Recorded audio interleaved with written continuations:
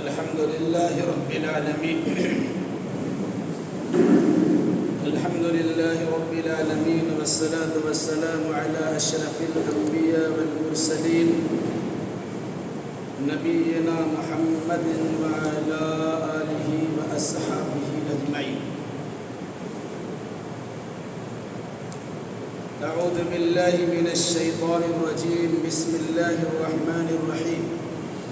الرحمن علم القرآن خلق الإنسان علمه البيان الشمس والقمر بحسبان والنجم والشجر يسجدان.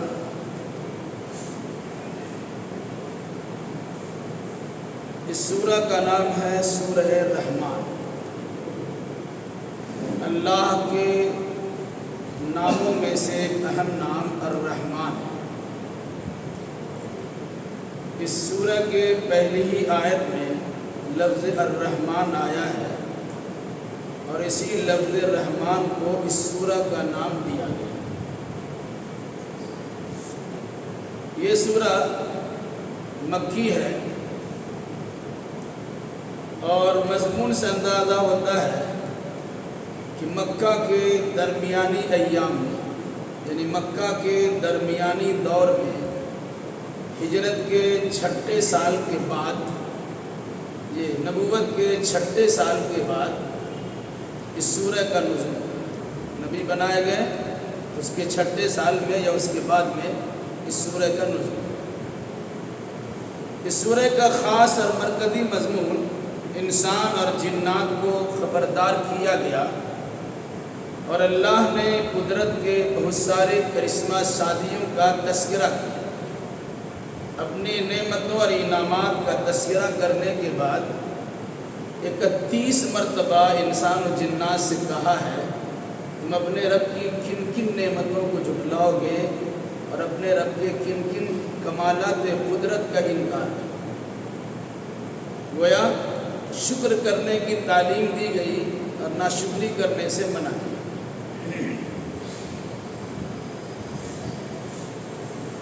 الرحمن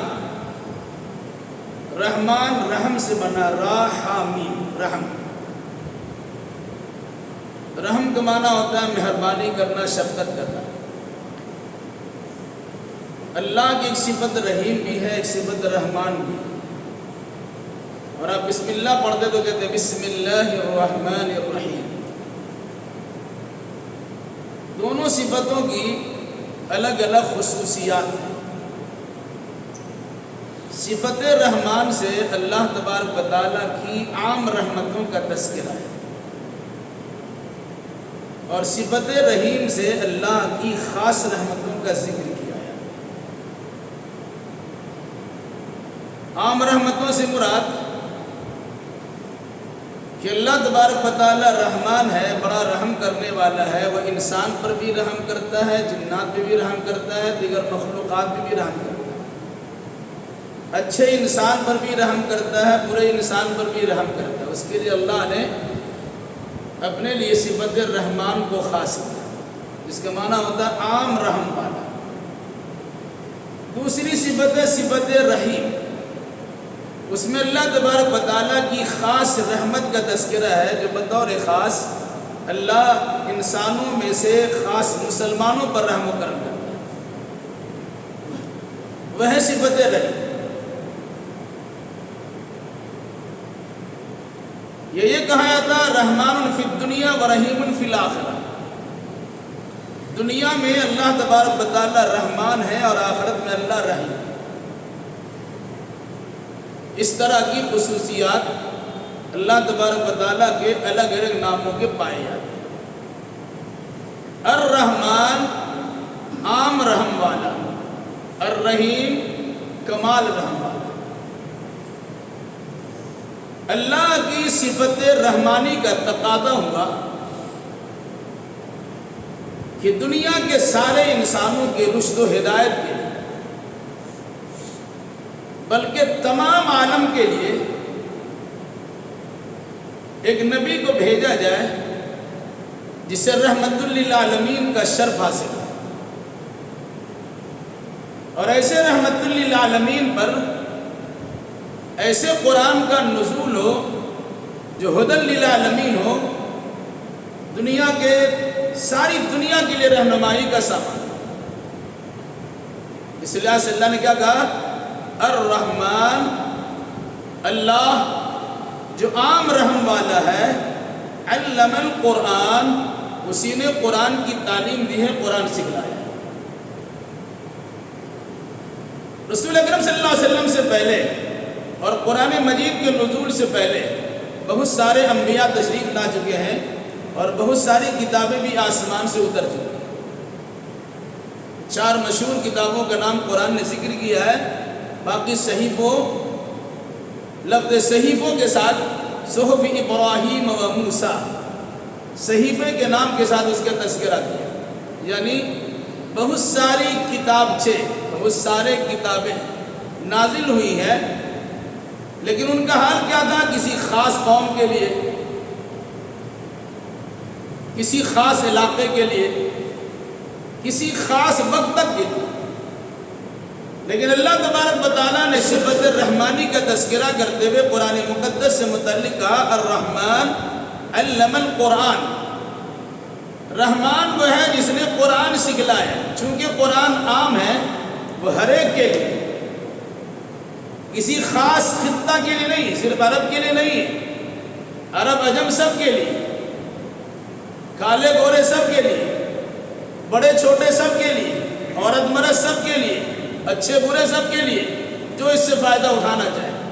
تو اللہ کی صفت رحمانی عمومیت کا یاد دلاتی ہے، تو اللہ نے اسی عمومیت کے تعلق سے قرآن مجید کو عام رکھا اور کہا الرحمن علم القرآن۔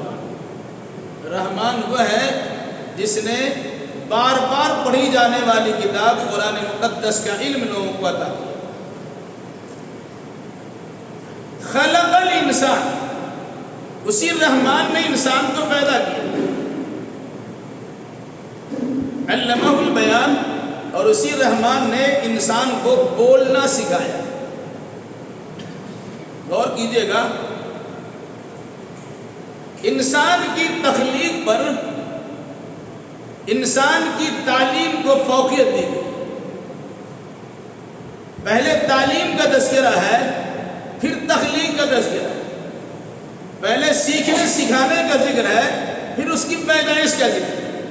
اس سے اندازہ ہوتا ہے کہ اللہ جب عام رحم والا ہے تو انسان کو پہلے علم کی تعلیم دیتا ہے، علم حاصل کرنے کا حکم دیتا ہے، پھر اس کے بعد کہا کہ تمہاری تخلیق تو اللہ نے کی ہے، اس تخلیق کا فائدہ اٹھاؤ اور زیور علم سے آراستہ اور پیراستہ۔ کیا فرمایا؟ علم القرآن، جس نے قرآن سکھلایا۔ اس سے پہلے کئی بار یہ بات آپ کے سامنے آ چکی ہے کہ قرآن بھی لوح محفوظ میں محفوظ ہے۔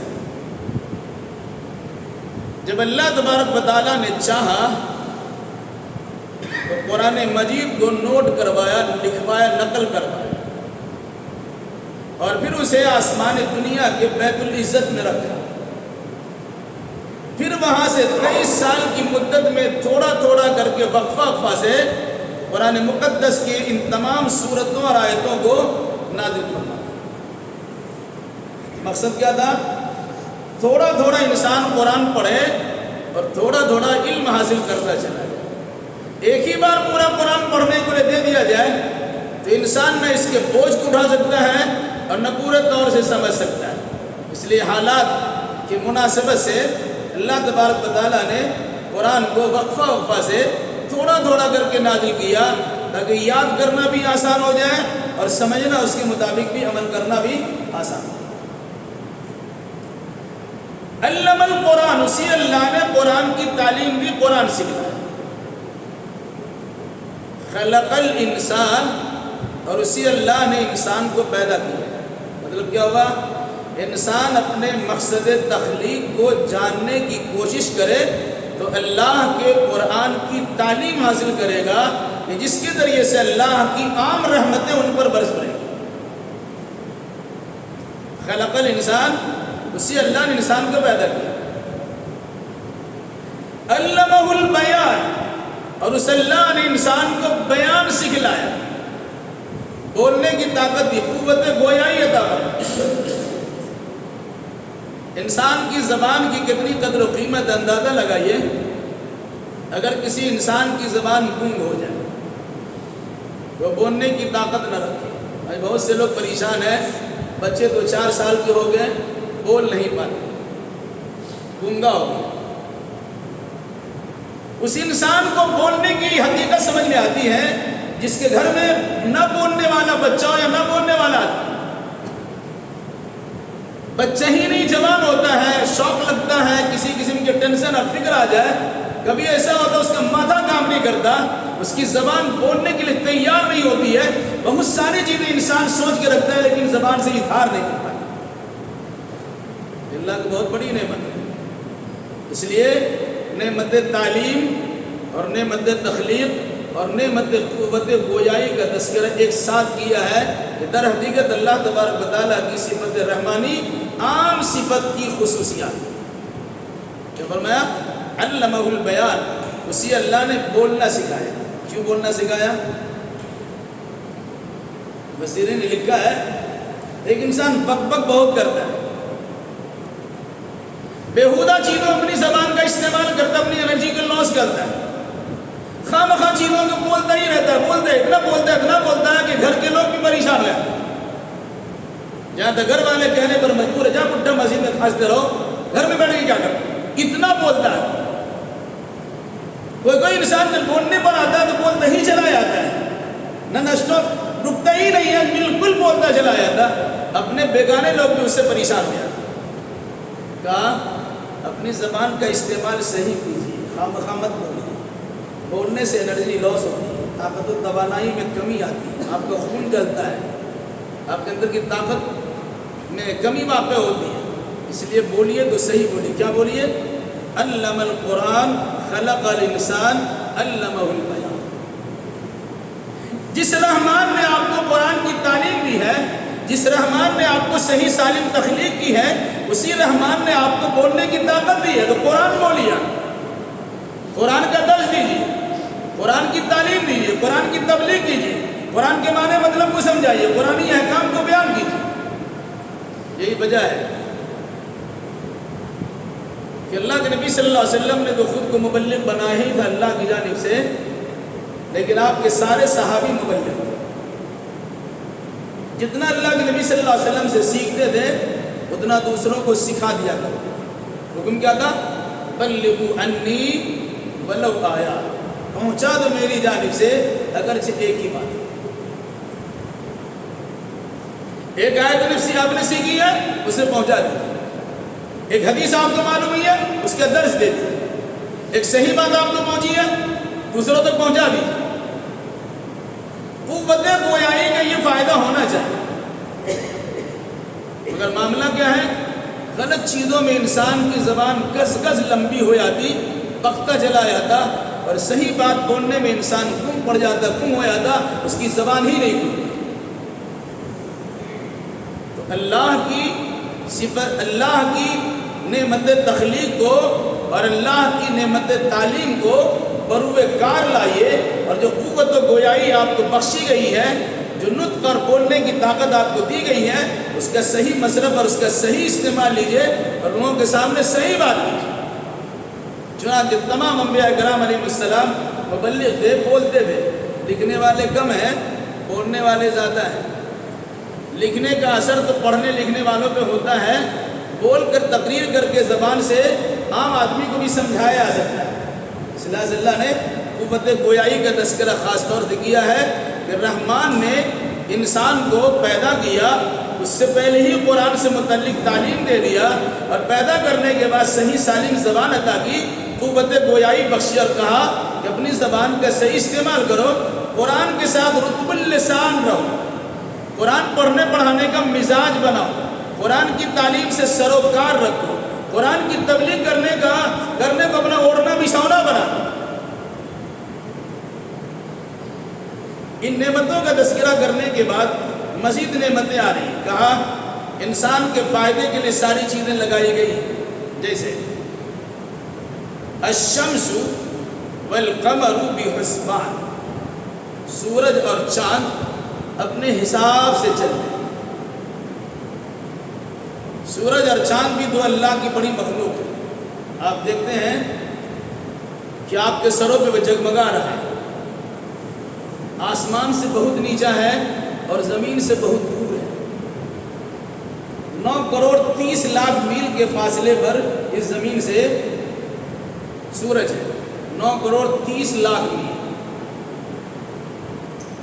اس کی گرمی انسان محسوس کرتا ہے۔ اس جگہ پر اللہ تبارک و تعالیٰ نے حساب سے سجایا ہے، متوازن رکھا ہے کہ اس کی گرمی سے نہ انسان جل جائے، نہ اس کی گرمی سے انسان کو فائدہ نہ ہو، ایسا نہیں ہے، بلکہ حساب سے رکھا ہے۔ اسی طریقے سے اللہ تبارک و تعالیٰ نے چاند بھی رکھا ہے۔ آج چندریان 3 کا مسئلہ آپ کے سامنے آیا، ایک بہت بڑا کمال کی بات ہو گئی، 650 یا 700 کروڑ روپے اس پہ صرف ہوا۔ ایک مسلم بچے نے یہ کام کیا، اس کا نام بڑا کم ہوا۔ اگر کسی غیر مسلم کا بچہ نہ کر لیتا بڑا پرچار ہوتا۔ یہ عصبیت و تنگ نظری ہے، جبکہ آدمی کو عصبیت و تنگ نظری سے پاک ہونا چاہیے۔ جس کی جو کمالات ہے، جو کمال ہے، اس کمال کا، اس کی ترقی کا آدمی کو اقرار کرنا چاہیے۔ 12 تو یہ چاند پہ چلا جانا ہے، سورج پہ چلا جانا، یہ بہت بڑا کمال کی بات نہیں ہے۔ انسان دنیاوی اعتبار سے کمال سمجھتا ہے، سائنسی ایجادات اکتشافات بے شمار ہے، یہ کوئی کمال نہیں ہے، وہ تو آپ کی خدمت میں لگائے گئے ہیں، آپ چاہیں کہ نہ چاہیں وہ آپ کو فائدہ پہنچا ہی رہا ہے۔ کمال تو یہ ہے کہ ان چیزوں کو دیکھنے کے بعد اس کے خالق کی معرفت آپ کو حاصل ہو جائے، پیدا کرنے والے کو پہچان جائے۔ اور سائنسی دنیا اسی کھود میں لگے ہوئے، مختلف قسم کی چیزیں انسان کشید کر کے لاتا ہے، تلاش کے لاتا ہے، جستجو کر کے لاتا ہے، عوام کے سامنے بیان کرتا ہے۔ اس معلومات سے آپ کو کیا فائدہ ہوگا؟ فائدہ تو یہ ہے کہ جس اللہ نے ان چیزوں کو پیدا کیا ہے اس اللہ کو پہچانا۔ اور رہا معاملہ مسلمان تو اس نبی کی امت ہے جس نبی کو اللہ تبارک و تعالیٰ چاند و سورج و ستاروں سے کہیں زیادہ اوپر لے کے پہنچا دیا، 7واں آسمان کی سیر کرا دیا۔ واقعی معراج سمجھیے، اللہ کے نبی صلی اللہ علیہ وسلم کو 7واں آسمان کی سیر کرا دی۔ سائنسداں کی پہنچ پہلے آسمان تک نہیں ہوئی، اسی میں انسان بھولے نہیں سماتا ہے۔ جبکہ محمد الرسول اللہ صلی اللہ علیہ وسلم کو اللہ تبارک و تعالیٰ نے ان 7 آسمان کے فاصلے کو طے کرا دیا، عرش معلیٰ تک پہنچا دیا۔ جس چاند تک پہنچنے کو فضیلت سمجھتے ہو، اس چاند کو اللہ کے نبی صلی اللہ علیہ وسلم کے اشارے سے اللہ تبارک و تعالیٰ نے 2 ٹکڑے کر دیا ہے۔ اس سے پہلے پڑھ چکے آپ، اقتربت الساعة وانشق القمر، سورہ قمر تو پڑھے، اس سے پہلے قیامت قریب ہے، چاند پڑ چکا ہے۔ آپ چاند پہ چڑھنے کی بات کرتے ہیں، اب اس نبی کی امت جنہیں چاند کو پھاڑ دیا اللہ تبارک و تعالیٰ کے حکم سے اور اس کی اجازت سے، کتنی بڑی بات ہے، کتنا بڑا مقام ہے۔ لیکن انسان چاند کو سمجھتا ہے، چاند کو اس انداز سے غور و فکر کرنے کی کوشش کرتا ہے کہ وہاں پر آدمی بچ سکتا ہے کہ نہیں بچ سکتا ہے، لیکن اس انداز سے غور و فکر نہیں کرتا کہ وہ چاند بھی اللہ تبارک و تعالیٰ کا محتاج ہے، وہ چاند بھی اللہ تبارک و تعالیٰ کے قبض قدرت سے باہر نہیں ہے، وہ چاند بھی اللہ تبارک و تعالیٰ کے حکم کے اشارے پر ناچ رہا ہے۔ سورج ہو یا چاند ہو یا ستارے ہو، کل فی فلک یسبحون، پڑھتے ہیں سورہ یاسین میں، سب کے سب اپنے اپنے مدار میں تیر رہے ہیں۔ اللہ نے جس کو جس کام میں لگا دیا ہے وہ اسی میں لگا دیا۔ کیا فرمایا؟ الشمس والقمر بحسبان، سورج اور چاند ایک حساب کے پابند ہے۔ اب دیکھیے گا، سورج بھی اپنے حساب سے چل رہا ہے، چاند بھی اپنے حساب سے چل رہا ہے، سب کی منزلیں متعین ہیں۔ جب چاند نکلتا ہے تو ہلال ہوتا ہے، کھجور کی ٹہنی کے وہ حصہ جو جھکا ہوا ہوتا ہے، گھما ہوا ہوتا ہے، اس طرح نظر آتا ہے۔ آہستہ آہستہ وہ بدر کامل بن جاتا ہے، 14ویں کا چاند بن جاتا ہے، مکمل ہو جاتا ہے۔ اور جو ہی 14ویں کا چاند بنا، پھر اس کے بعد دوسرے رات سے وہ حصہ کٹنا شروع ہوتا ہے، شروع میں بڑھنا شروع ہوتا ہے تو مکمل ہو جاتا، پھر کٹنا شروع ہوتا ہے تو 28ویں کے رات میں وہ ختم ہی ہو جاتا ہے، اور پھر اللہ تبارک و تعالیٰ 29 یا 30 کو اسے جلوہ افروز کرتا ہے۔ کون کرتا ہے؟ اپنے سمجھ آتا ہے۔ انسان چاند کو پوچھتا ہے، سورج کو پوچھتا ہے، ستارے کو پوچھتا ہے اور اسے گنگانا شروع کرتا ہے۔ جس اللہ نے سورج اور چاند و سیارات کو پیدا کیا، انسان اس کو فراموش کر جاتا، اس کی تلاش میں لگتا ہی نہیں۔ تو کہا یہ سورج اور چاند ایک حساب کے پابند ہیں، اور اسی پر بس نہیں، والنجم والشجر یسجدان، بعض ستارے چاند و سورج سے بڑے ہیں، آپ کو چھوٹا دکھتا ہے۔ کہا کہ ستارے اور درخت یسجدان دونوں اللہ کی بارگاہ میں سجدہ کرتے ہیں۔ جو پکاتا ہے اسے ہم دوسرے کسی اور نام سے یاد کر لیں، قرآن مجید نے کہا وہ بار بار اللہ تبارک و تعالیٰ کے سامنے سجدہ کرتا ہے۔ بلکہ حدیث رسول کی روشنی میں کہ انسان دیکھتا سورج غروب ہو گیا، وہ سورج غروب نہیں ہوتا ہے، کہیں نہ کہیں ڈوبا رہتا ہے، اس طرح سے جا رہا ہے، وہ گھومتا ہی رہتا ہے، غروب نہیں ہوتا ہے۔ جو غروب ہونے کی کیفیت حدیث رسول میں ہے کہ وہ اللہ تبارک و تعالیٰ کی بارگاہ میں سجدہ کرتا ہے، پرمیشن لیتا ہے، کیا کرے؟ تو اللہ کہتا ہے ٹھیک ہے اپنے انداز میں گھومتے پھرتے رہو، لیکن قیامت کے دن جب سورج اللہ کی بارگاہ میں عرش الہی کے سامنے میں سجدہ میں جائے گا کہ الہی اب کیا حکم ہے، تو اللہ تبارک و تعالیٰ حکم دے گا پلٹ جاؤ، جدھر سے تم آئے ہو ادھر ہی واپس جاؤ۔ اسی لیے کہتے ہیں کہ سورج پچھم سے نکلے گا۔ کہاں سے نکلتا ہے سورج؟ پورب سے نکلتا ہے، پچھم میں ڈوبتا ہے۔ قیامت کے دن سورج پچھم سے نکلے گا، جو ڈوبنے کے لیے گیا اللہ تبارک و تعالیٰ حکم دے گا واپس ہو جاؤ، پلٹ جاؤ۔ تو سورج اور چاند اپنے حساب سے چلتے ہیں، والنجم اور ستارے، والشجر اور درخت یسجدان دونوں سجدہ کرتے ہیں۔ کیسے سجدہ کرتے ہیں؟ ستاروں کا بھی چلنا ہوتا ہے، اس کا بھی گل ہونا، بجھنا اور جلنا بھی ہوتا ہے، اس کیفیت کو بھی سجدے سے تعبیر کیا گیا، اور باضابطہ وہ سجدہ کرتا ہے جس طرح انسان سجدہ کرتا ہے۔ الہبادی درخت ہے، درخت لگتا وہ کھڑا ہے، لیکن ہوا کے جھونکوں کے ساتھ وہ جھکتا ہے، اس کو اللہ نے سجدے سے بھی تعبیر کی۔ پھر اس کے بعد اس کی ڈالیاں اور سبزیاں، ڈالیاں اور اس کی شاخیں ہوتی ہیں، جھکی ہوئی ہوتی ہیں، وہ در حقیقت وہ بھی اللہ تبارک و تعالیٰ کی بارگاہ میں سجدہ نہیں۔ قرآن نے کیا کہا کہ ستارے بھی سجدہ کرتے ہیں اور درخت بھی سجدہ کرتے ہیں۔ کیوں بتایا گیا؟ انسان ان چیزوں کی پوجا کرتا ہے، سورج کی پوجا کرتا ہے، وہ چاند کی پوجا کرتا ہے، وہ ستارے کی پوجا کرتا ہے، وہ پیڑ پودے درخت کی پوجا کرتا ہے۔ لوگوں سے کہا گیا جس کی پوجا تم کرتے ہو وہ تو اللہ کی پوجا کرتے ہیں، تم ڈائریکٹ اللہ کی پوجا کیوں نہیں کرتے؟ تم اللہ تبارک و تعالیٰ کی بارگاہ میں سجدہ کرنے کے بجائے انہیں کے سامنے سجدہ کر لیے، تم اسی کو سب کچھ سمجھ لیے۔ یہ حکم سائنسدانوں کے لیے، تم اللہ تبارک و تعالیٰ کی مخلوق تک پہنچ حاصل کرنا چاہتے ہو، لیکن خالق کا پتہ تمہیں ہوتا نہیں، اس سے بڑی محرومی کیا بات ہے؟ اس لیے اگر چاند پہ پہنچے ہو یا چاند تک اپنا سیٹلائٹ چھوڑے اور وہاں تک اس کی معلومات کر لی ہو، تو چاند کے پیدا کرنے والے کی معرفت بھی حاصل کرنے کی کوشش کرو۔ کہا سورج ہو، چاند ہو، ستارے ہو، درخت ہو، یہ سب اللہ تبارک و تعالیٰ کی سجدہ کرتے ہیں، اس کے حکم کے پابند ہیں۔ اے انسانوں، یہ ساری چیزیں تمہارے فائدے کے لیے بنائی گئی ہے، تمہیں بھی ان چیزوں سے سبق لینا چاہیے، جس طرح یہ سجدہ ریزی کرتے ہیں تمہیں بھی اللہ تبارک و تعالیٰ کی بارگاہ میں جھک جانا چاہیے۔ والسماء رفعها ووضع الميزان، اسی اللہ نے آسمان کو بلند کیا ہے اور میزان و ترازو رکھا ہے۔ اللہ تطغوا فی المیزان، تم میزان سے تجاوز نہ کرو، عدل و انصاف کے ترازو کا خاص خیال کرو، بے وزن بات بولا مت کرو۔ وَأَقِيمُوا الْوَزْنَ بِالْقِسْطِ وَلَا تُخْسِرُوا الْمِيزَانَ، اور سنو انصاف کے ساتھ، عدل و انصاف کے ساتھ ٹھیک ٹھاک وزن کیا کرو اور وزن میں کسی قسم کی کمی نہ کرو۔ کیوں فرمایا؟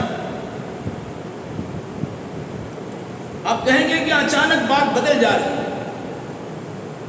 کہاں قرآن کا تذکرہ، کہاں انسان کی تخلیق کا تذکرہ، کہاں قوت گویائی کا تذکرہ، کہاں سورج و چاند کے حساب کے پابند ہونے کا تذکرہ، اور کہاں ستارے اور درختوں کے سجدے ریزی کا تذکرہ، اور پھر کہاں اللہ تبارک و تعالیٰ نے کہا آسمان کو اللہ نے بنایا اور وہ میزان نے ترازو رکھ دیا۔ آسمان سے ترازو کیا کام ہے؟ مفسرین لکھا ہے انسان جب تھوڑا سا اونچا ہوتا ہے نا وہ سب کچھ بھول جاتا ہے، تھوڑی ترقی ملی پیچھے والے کو بھول جاتا ہے۔ کہا آسمان جیسے بلند مقام کو دیکھو، اسی اللہ نے بلند آسمان کو بنایا اور ساتھ ساتھ میزان بھی رکھا ہے، یعنی انسان تم آسمان کی بلندی کو چھو لو گے تب بھی تمہیں عدل و انصاف کے ترازو کو دیکھنا پڑے گا، کیونکہ تمہارے اعمال بدل ہوں گے۔ ایسا تو نہیں ہے کہ بعض نعمتیں ملنے کے بعد تم عرش معلیٰ پہ چلے گئے اور زمین والے کچھ دیکھتے ہی نہیں۔ کا خیال کرنا، اتنا بڑا آسمان جو پوری دنیا کو شامیانے کی طرح گھیر کے رکھا ہے اور چھت کی شکل عطا کیا اس کو کیا ہے، وہ آسمان بھی اللہ تبارک و تعالیٰ کے حکم کے پابند ہے۔ اب غور کیجئے، آسمان میں پوری دنیا کو احاطہ کیے ہوئے یہ آسمان ایک سائبان ہے، ایک چھت ہے۔ چھوٹی موٹی بلڈنگ اور مکان انسان بناتا ہے، کئی پیلر اس میں لگاتا ہے، کئی کھمبے گاڑتا ہے۔ کسی فنکشن اور پروگرام میں میدان میں اگر کوئی شامیانہ لگاتا ہے تو کتنی تنابیں لگاتا ہے، کتنی رسیاں ڈالتا ہے اور کتنی کھونٹے گاڑتا ہے، پھر ہوا کے جھونکوں سے اسے اڑا کے پھینک بھی دیا ہے۔ کبھی آپ نے غور کیا؟ برسہا برس سے انگنت سالوں سے یہ آسمان سجایا ہے، کہیں پر وہاں شگاف اور پھٹن تمہیں دکھائی دیتا ہے، کہیں کھونٹا اور کھمبا تمہیں نظر آتا ہے۔ آخر تم اس پر غور فکر کیوں نہیں کرتے ہو؟ اس آسمان کے نیچے رہتے ہو، تمہیں اگر بلندی آسمان کو تم چھو لیتے ہو، بلندی میں آسمان تک پہنچ جاتے ہو، تو تمہیں اپنے آپ کو آپے سے باہر ہونے کی ضرورت نہیں ہے، بلکہ یہ سوچنا چاہیے یہ آسمان بھی اللہ کی مخلوق ہے اور اللہ کے قانون میں جکڑی ہوئی ہے، یہ مخلوق جکڑی ہوئی ہے، ہمیں بھی اللہ کے قانون کا پابند ہونا چاہیے۔ والسماء رفعها، آسمان اس کو بھی اللہ ہی نے بلند کیا ہے۔ اللہ کسی کو بلندی دیتا ہے، کسی کو تنزلی دیتا ہے، کسی کو عروج دیتا ہے، کسی کو زوال دیتا ہے، کسی کو اونچا کرتا ہے، کسی کو نیچا کرتا ہے، کسی انسان کے بس کی بات نہیں ہے، وہ سب اللہ تبارک و تعالیٰ کا اختیار ہے۔ وَوَزَنَ الْمِيزَانَ، آسمان کی بلندی کا تذکرہ کرنے کے فوراً بعد کا اس نے ہی میزان رکھی ہے، وزن کرنے کا آلہ رکھا ہے، ناپا جا سکے آپ کو، وزن کیا جا سکے آپ کا کہ آپ آپے سے باہر تو نہیں ہو رہے، عرش معلیٰ پہ آپ کی ٹانگ تو نہیں چلی جا رہی ہے۔ بلندی ملنے کے بعد آسمان کی بلندی کو چھونے کے لیے تم تیار تو ہو گئے ہو، لیکن زمین سے تمہارا پاؤں اٹھتا ہوا نظر تو نہیں آ رہا ہے، اس کا خاص تھا۔ اس لیے فرمایا اللہ تدغوا فی المیزان، وزن کرنے میں تجاوز نہ کرنا۔ آدمی بولے تو با وزن بات بولے، بے وزن نہ بولے، وزن کر کے بات بولے۔ آپ کے ایک جملے سے کسی انسان کا دل پھٹتا ہے اور کسی انسان کا دماغ خراب ہوتا ہے، آپ کو اس کا بھی خیال کرنا چاہیے، اور اگر آپ کے نہ بولنے کے نتیجے میں کسی انسان کی گمراہی کا معاملہ ہوتا ہے، اس کا بھی خیال کرنا چاہیے۔ اس سے پہلے کہہ چکا اللہ تبارک و تعالیٰ انسان کو قوت گویائی عطا کی ہے، اس کا صحیل مصرف لیا ہے۔ اب زبان کھولیے تو صحیح چیز میں زبان کھولیے، نہیں تو خاموش رہنے کی کوشش کیجیے۔ جہاں بولنا ہے وہاں ضرور بولیے، جہاں نہیں بولنا ہے بالکل خاموش رہیے۔ من سکت سلم ومن سلم نجا، جو چپ رہتا ہے وہ صحیح سالم ہو جاتا ہے، سلامت رہتا ہے، اور جو سلامت رکھا جاتا ہے اسی کو نجات اور کامیابی ملتی ہے۔ وَأَقِيمُوا الْوَزْنَ بِالْقِسْطِ وَلَا تُخْسِرُوا الْمِيزَانَ، انصاف کے ساتھ وزن کو درست ٹھیک کیا کرو، ٹھیک وزن کیا کرو، اور وزن میں کسی قسم کی کمی نہ کرو۔ ہم سمجھتے ہیں کہ جو مودی غلہ بیچتا ہے اسی کے لیے صرف یہ ہے، کہ بدن کم نہ دے. آپ چمڑا بیچتے ہیں, آپ کپڑا بیچتے ہیں, آپ دودھ بیچتے ہیں, آپ شہد بیچتے ہیں, آپ گھی بیچتے ہیں, وزن اس میں بھی صحیح ساری. چمڑے والے کو دیکھا گیا, چمڑا ناپ کی کھیستان کے برابر کر دیتے ہیں, جو اس کو چھوڑ دیا جاتا وہ 4 انچ تو چھوٹا ہی ہو جاتا ہے. اگر آپ نے ایک کھیستان کے بڑا کیا ہے تو وزن میں آپ نے کم دے دیا. وزن چمڑا آپ نے دکھایا کچھ اور دیا کچھ, یہ بھی وزن میں کمی ہے. جو اچھا مال تھا دیا دکھایا اور دوسرا مال. کپڑا بھی نہیں دیتا, کپڑے والے کو میں نے دیکھا ہے, لوگ کپڑا والے جانتے, کپڑے والے کو بھی دیکھا ہے, میں نے اب تک کھینچ کھینچ کے ٹانگ کی طرح لمبا کر دیا, کچھ دیر کے بعد اس سے اڑ جاتا ہے. یہ بھی وزن میں کمی ہے, ناپ تول میں کمی کرنا بولتے ہیں. آپ دودھ بیچتے ہیں, دودھ بیچنے والا سوچتا ہے ارے بڑھا کے تو دیا ہے, دودھ ڈال بھی رہا ہے, تھوڑا دے دیا, بڑھا کے دیا, بڑھا کیا دیا, اس سے پہلے جو پانی آپ نے ملایا ہے. آپ نے اگر 1 لیٹر دودھ کی بات کی ہے تو 1 لیٹر دودھ ہی دیجئے, اس میں تھوڑا سا بھی آپ نے کمی کر دیا, تھوڑی سی بھی کمی کر دی تو آپ نے پورا نہیں دیا. گھی آپ نے کہا خالص دے رہے لیکن آپ ڈالڈا ملا کے دے رہے, شاید آپ خالص دے رہے لیکن اس میں چینی اور گڑ ملا کے دے رہے. یہ ساری باتیں کیا فرمایا, وَأَقِيمُوا الْوَزْنَ بِالْقِسْطِ وَلَا تُخْسِرُوا الْمِيزَانَ, عدل و انصاف کے ساتھ ٹھیک ٹھیک وزن کیا کرو اور وزن کرنے میں کمی نہ کیا کرو. سورہ مطففین بعد آپ دیکھ سورہ ہے 30واں سپارہ میں, اس میں تذکرہ کیا ہے تباہی و بربادی کا. جو لوگ ناپ تول میں کمی کرتے ہیں اس کی تباہی و بربادی ہے, جہنم کا گڈھا ہے. حضرت شعیب علیہ السلام کی قوم پر جو اللہ کا عذاب نازل ہوا تھا, اسی لیے عذاب نازل ہوا تھا کہ جب لوگوں کو دیتے تھے تو کم دیا کرتے تھے اور لوگوں سے وزن کر کے ناپ کے لیتے تھے تو زیادہ لے لیا. وَالْأَرْضَ وَضَعَهَا لِلْأَنَامِ, اور زمین اس کو بھی اللہ ہی نے مخلوق کے لیے بچھا دیا. قرآن نے کہا ایک طرف بلندی میں تم آسمان کو دیکھتے ہو تو دھرتی کو مت دیکھو. یہ زمین پہ تم رہتے ہو اللہ نے تمہارے لیے بچھایا ہے. اللہ کی اس نعمت کا بھی قدر کرو, اس کا شکریہ ادا کرو.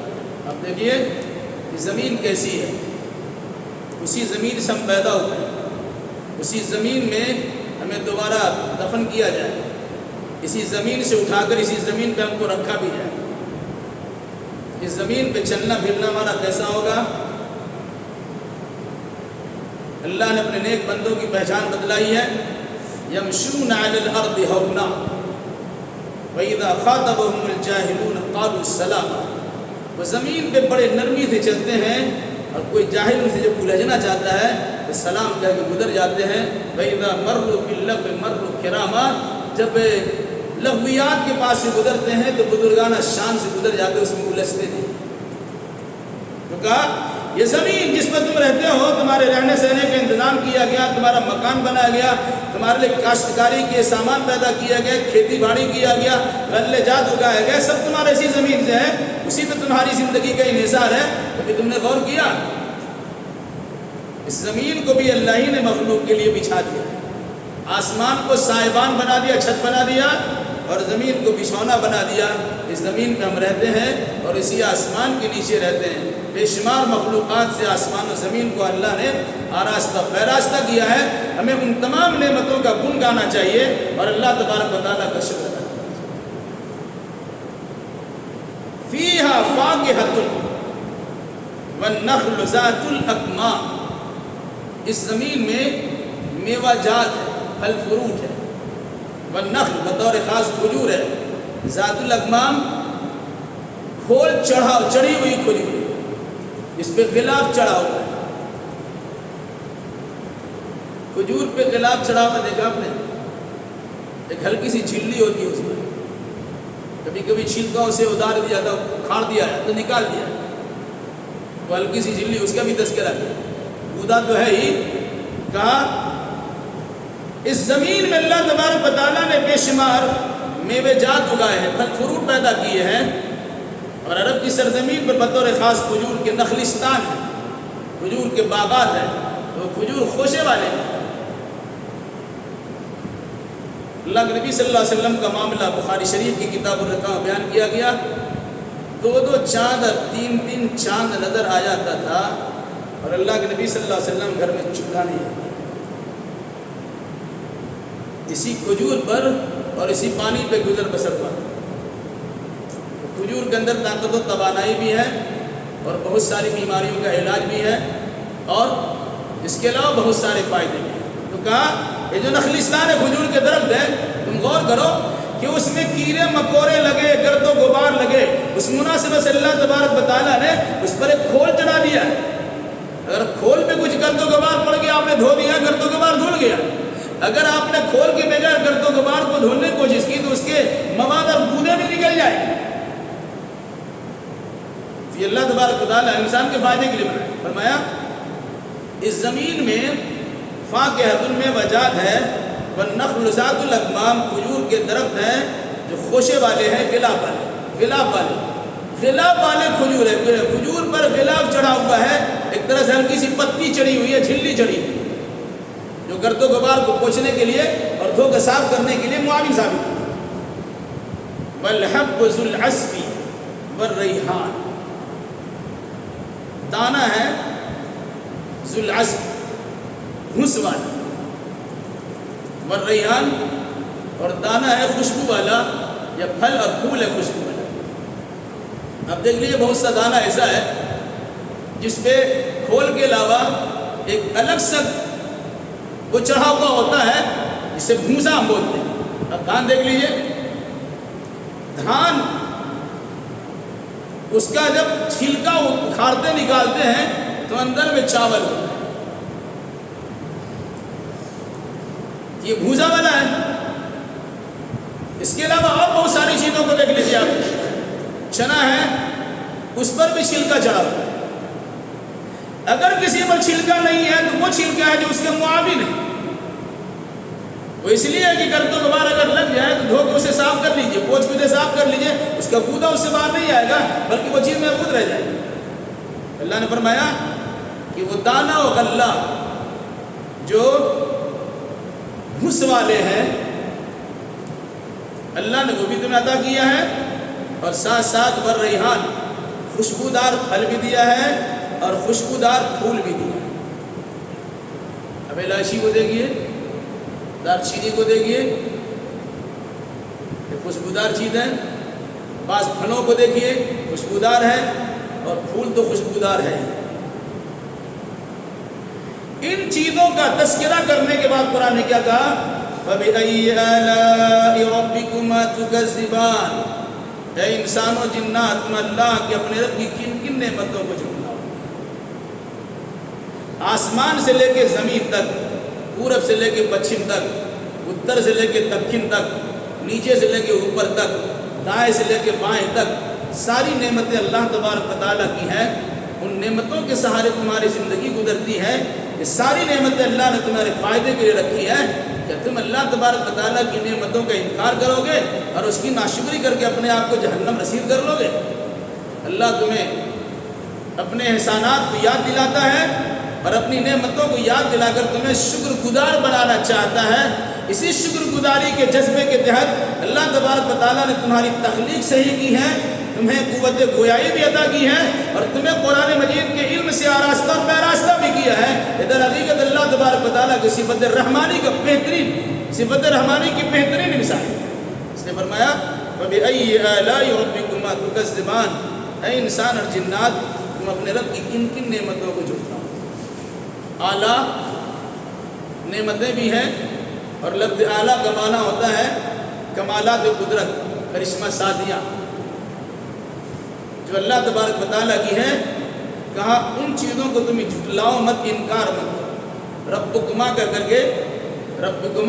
کے کما دو کے لیے آتا ہے، تثنیہ ہے، وہ انسان اور جنات ہے. اس کی تفسیر آگے آ رہی ہے، یا معشر الجن والانس، اے جنات اور انسان کی جماعت.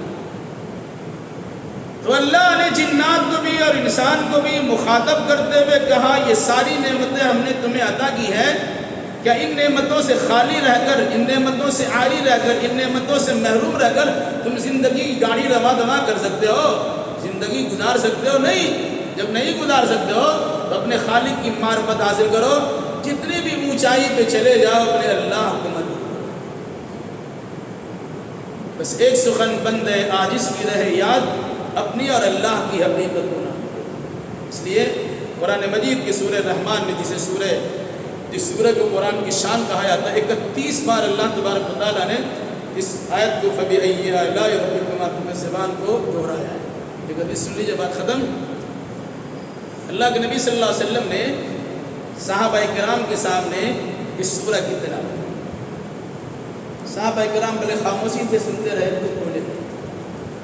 آپ نے فرمایا تم سے بہتر تو جنات ہیں۔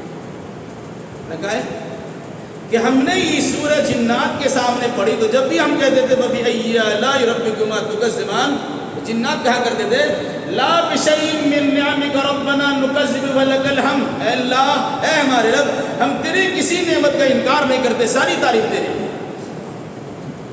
اس لیے علماء نے لکھا کہ جب بھی آدمی اس آیت کو پڑھے تو یہ دعا پڑھا کریے، یہ جملہ پڑھا کریے، لا بِشَيْءٍ مِّن نِّعَمِكَ رَبَّنَا نُكَذِّبُ وَلَكَ الْحَمْدُ۔ رہا معاملہ نمازیں پڑھنے کا، امام صاحب نمازیں پڑھیں گے تو مقتدی دہرائیں گے، ایسا چونکہ کوئی ثبوت نہیں ہے، اس لیے نماز میں پڑھنے پڑھانے کا نہیں ہے، عام وقتوں میں پڑھا جائے گا، کوئی سنے گا اس کو یہ کہنا ہوگا، یہ کہنا چاہیے، خود پڑھے تب بھی کہنا چاہیے، دوسرے سے پڑھ کے سنے تب بھی کہنا چاہیے۔ کیا کہنا ہے؟ لا بشیء من نعمک ربنا نکذب فلک الحمد، اے اللہ تیری نعمت میں سے کسی نعمت کی تکذیب ہم نہیں کرتے ہیں، اے اللہ تیرے ہی لیے تعریف۔ اللہ تبارک و تعالی ہمیں قرآن مجید اور اللہ کے نبی صلی اللہ علیہ وسلم کی حدیث کو سمجھنے اور اس کے مطابق عمل کرنے کی توفیق عطا فرمائے۔